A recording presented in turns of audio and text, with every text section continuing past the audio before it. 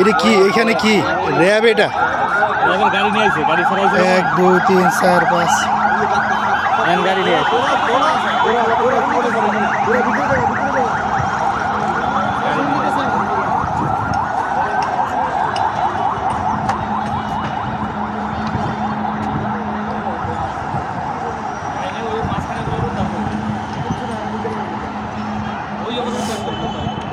রাস্তা সব বন্ধ, যাবো কেমন গাড়ি?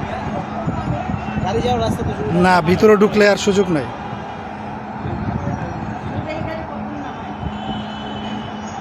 এই গাড়ি নামা একদম যখন না পারে সরকারের বাক্স